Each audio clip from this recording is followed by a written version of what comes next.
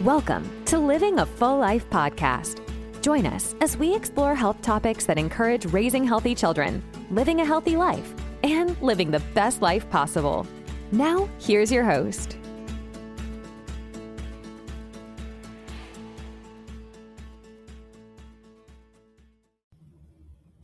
Hey everyone, welcome to Living a Full Life podcast. We've got a great guest this week talking about the stuff we're passionate about, kids and helping them move forward. Thanks for joining us, Katrina. She's from Beyond the Individual. Yeah, thank you so much for having me. Yeah, tell us a little bit about what we're going to dive into, helping our kids. I always teach my patients the dimensions of stress, and they come from physical, chemical, emotional, and mental. And I think you really help with the emotional, mental part with these children. Tell me a little bit about how you got into helping kids and what you do and why you do it. Yeah.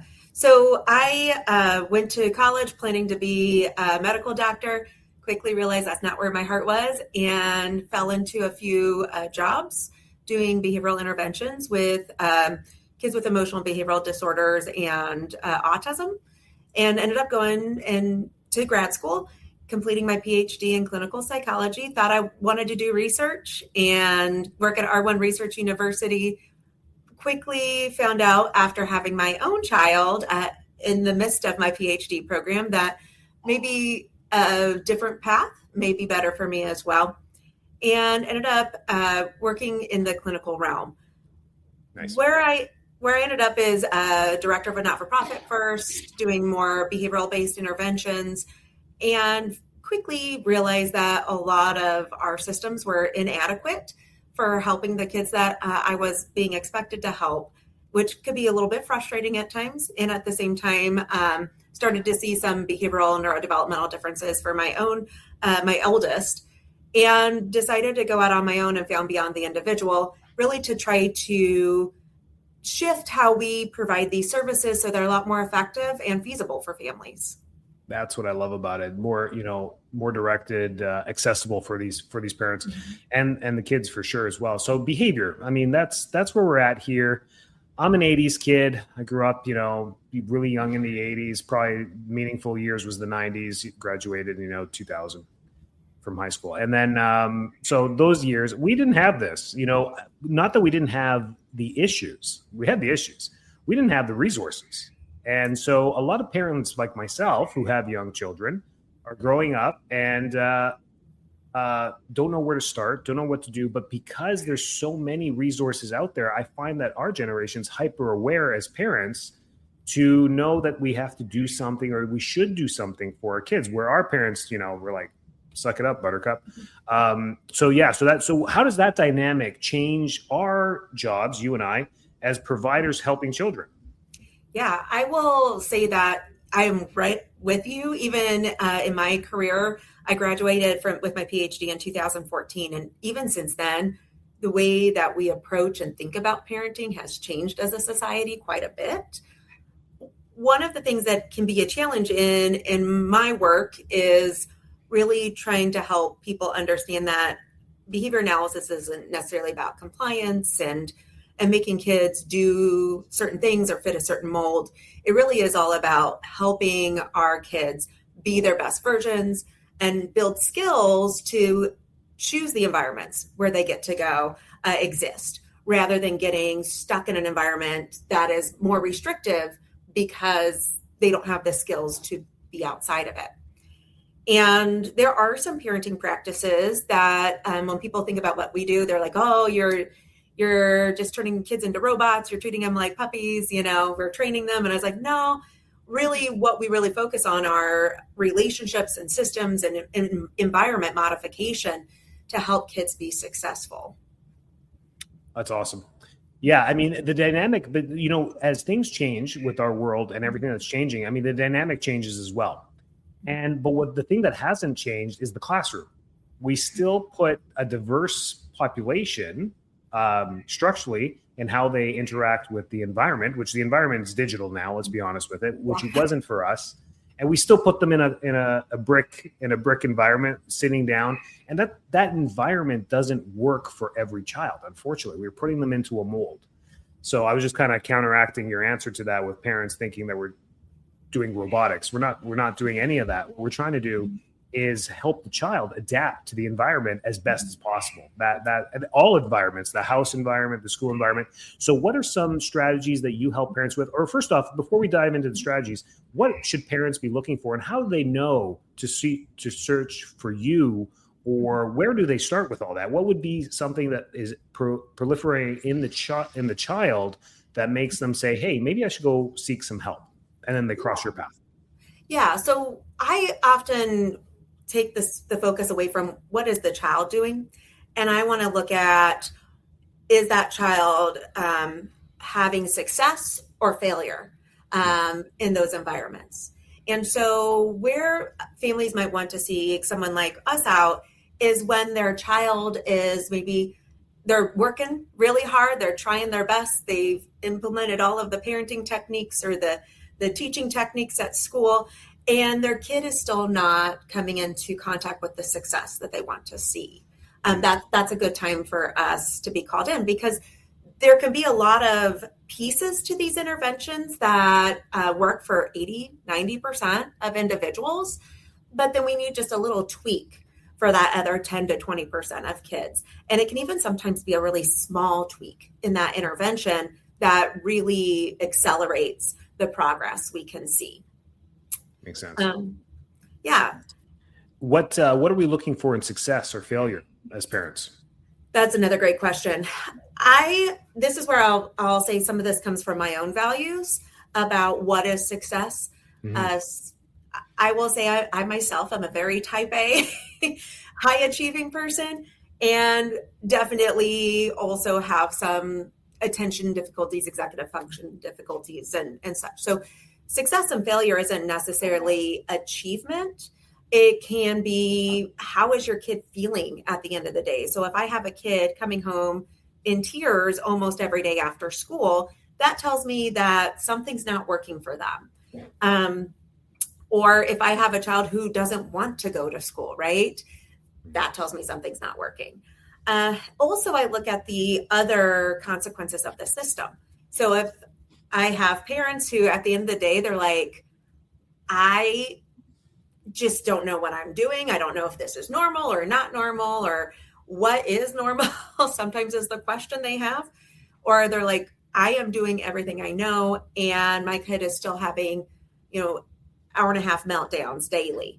Those would be some signs of maybe we're not meeting the success that we want to have. So I want people, when they come to see us, move away from things like achievement. There's some nuances with that, right? So if a kid is struggling to learn to read, I'm less worried about their reading grade. I'm more worried about their reading ability and being able to access all of the opportunities that being able to read effectively gives you. Yeah, that's great. That's great.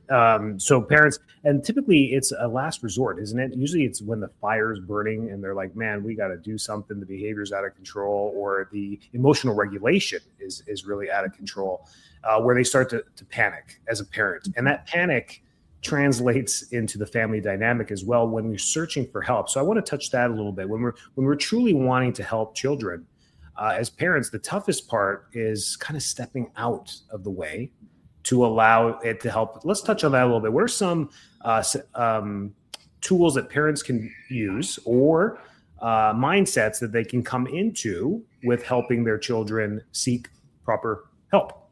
Yeah. So I love that you said that emotion regulation, because we often see for families with neurodiversity, right? It's not just you have a neurodiverse child, you actually have a neurodiverse family system oftentimes as well.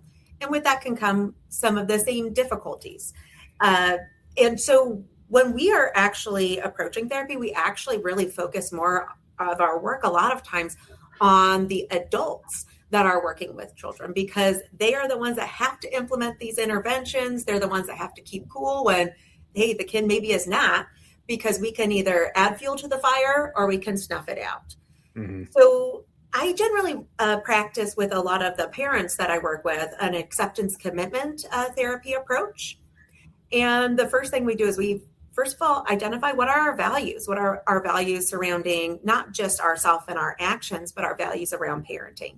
Mm-hmm. Because that is something that you can fall back on When in the moment, your behavior, when everyone's heightened, behavior can be very automatic. So I need to learn how to lean back and think about my values and take a moment. From there, we start using those values to drive some of the strategies to help us. So as a parent, most parents don't say compliance is my number one parenting value. I want my kid to do what I want them to do every time, right? A more common value I'll see with parents is I want my child to be successful. I want my child to, grow to be a functioning adult. And I would say, okay, so these are the values that we have. In this moment, how do I do that? Because every decision is moment by moment. We do teach the first strategy, like you said, is taking a break. Now, sometimes our kids don't always let us. They'll chase after us and be like, no, I need you. I want you to go toe to toe with me. But it's how do you take a break? How do you, even if your kid's not physically letting you, take your moment and stay calm?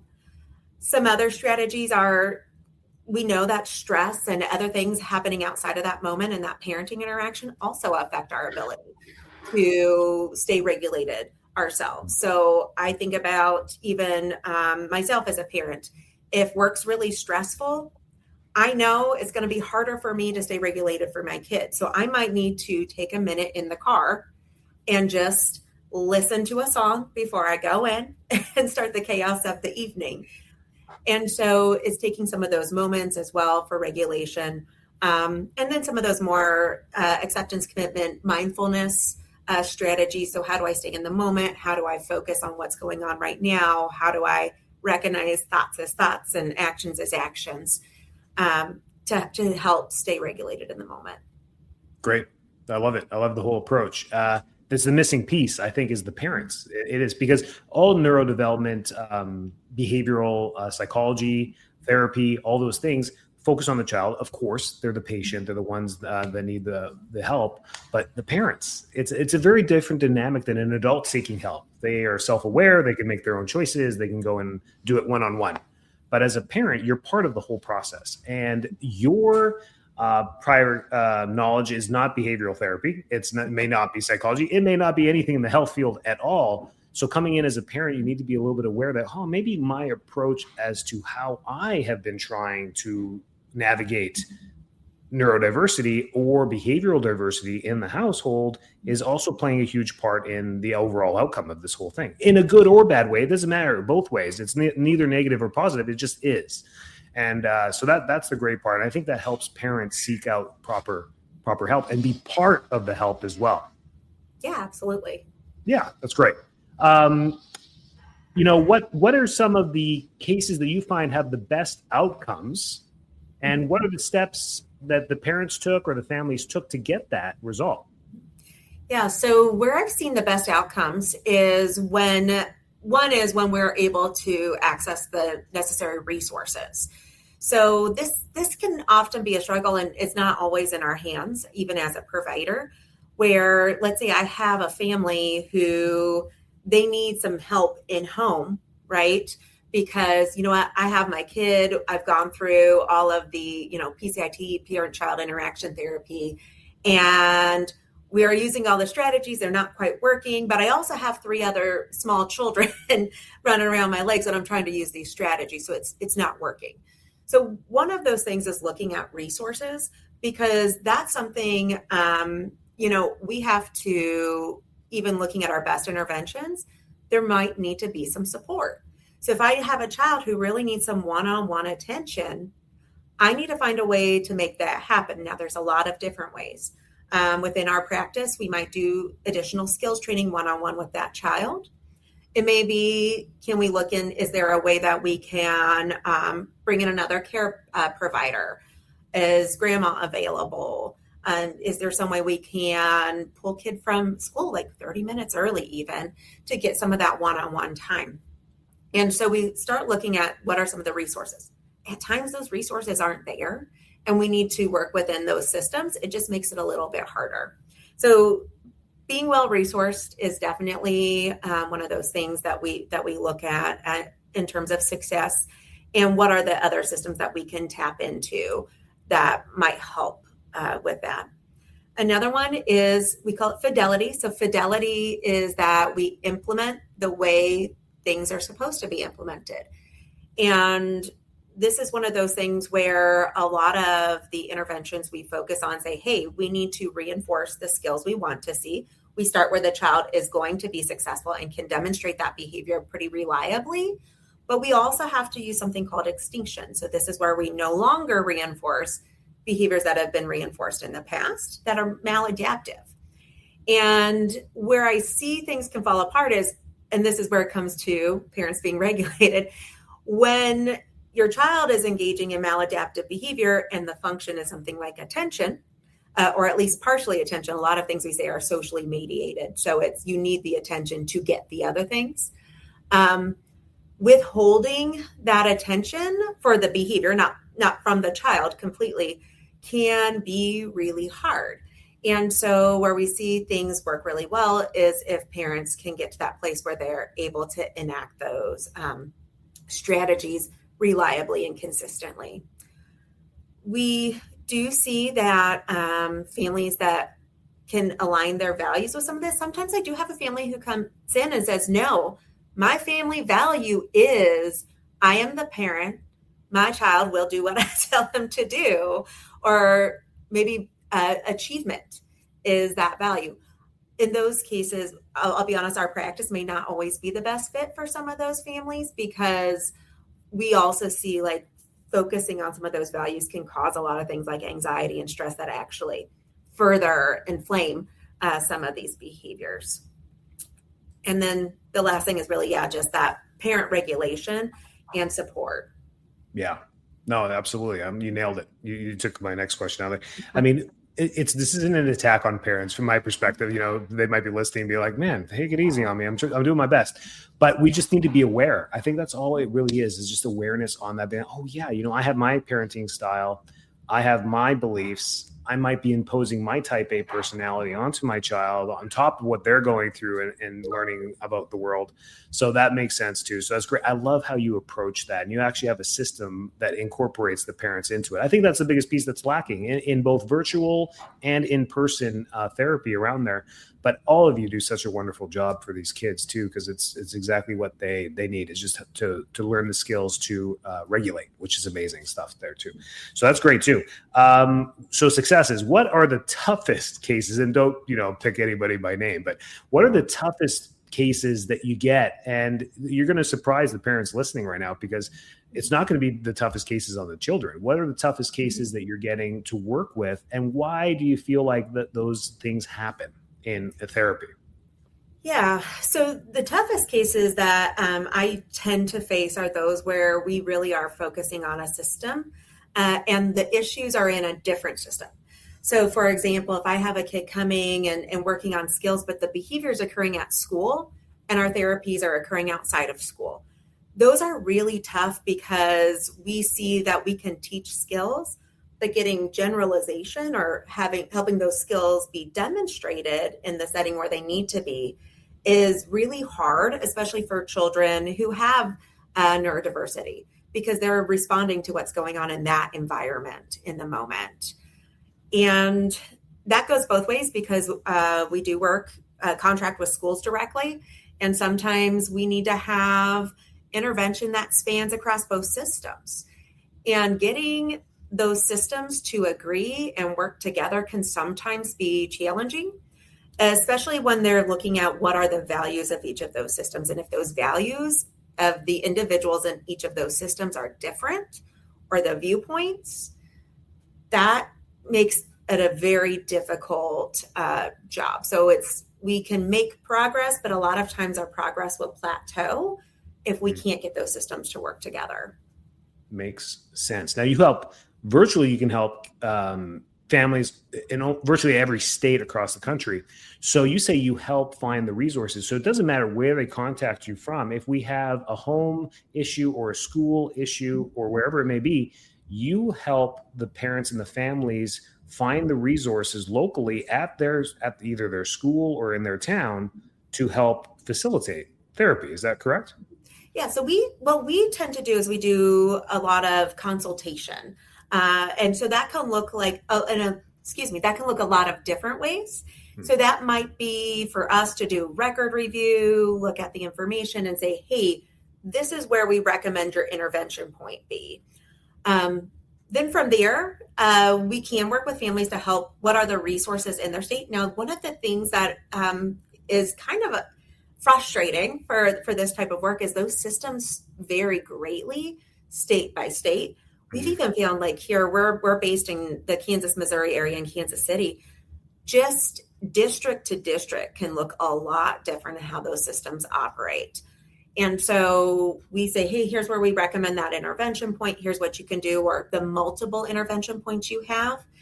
And then it's like, what are the ways you can access that? So that might be also discussing, can you get insurance coverage for some of these therapies? That also varies by state. Like here in Kansas, if you have an autism diagnosis, you can get some of these behavioral therapies covered. If you don't, you can't. And it's an upward battle, even if you need those services. Other states, I think Colorado, for example, is a little bit, they actually provide those for a more broad neurodevelopmental base. And so it's kind of working with what are the policies, who do you ask for, and then helping families get into those systems as well. Sometimes it requires a diagnosis to get those systems. So we might tell families, it's like, hey, you know what? It sounds like you got some stuff going on that there could be a diagnosis. And I'm a person where the diagnosis is less important when it comes to a treatment standpoint. It's like, what's everything going on? What's functional? But the reality is labels get us services. Yeah. And sometimes we recommend, hey, we can do an evaluation for families that live close enough. They can come to us. We can do that evaluation for them.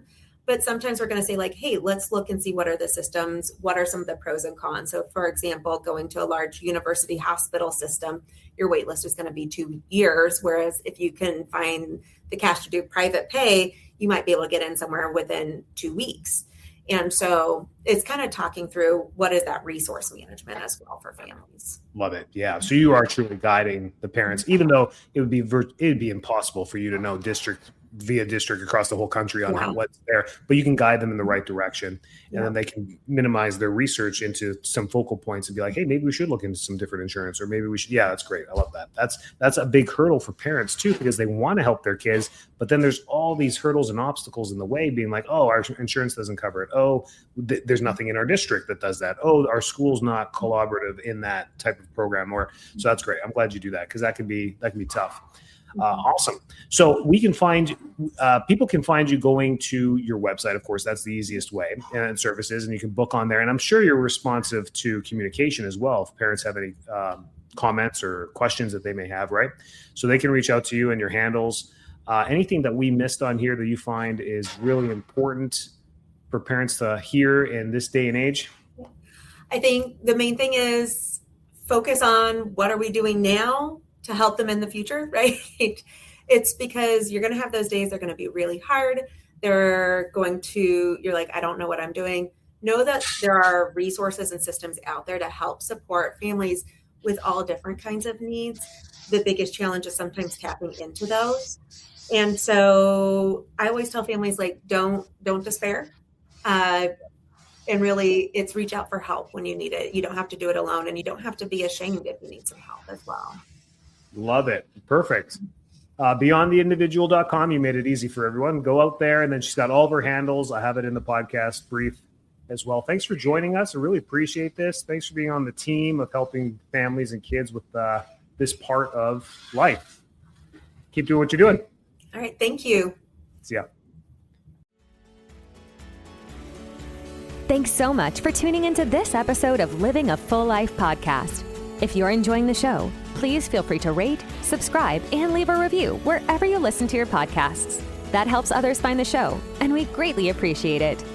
Thanks again for tuning in, and we'll catch you in the next episode.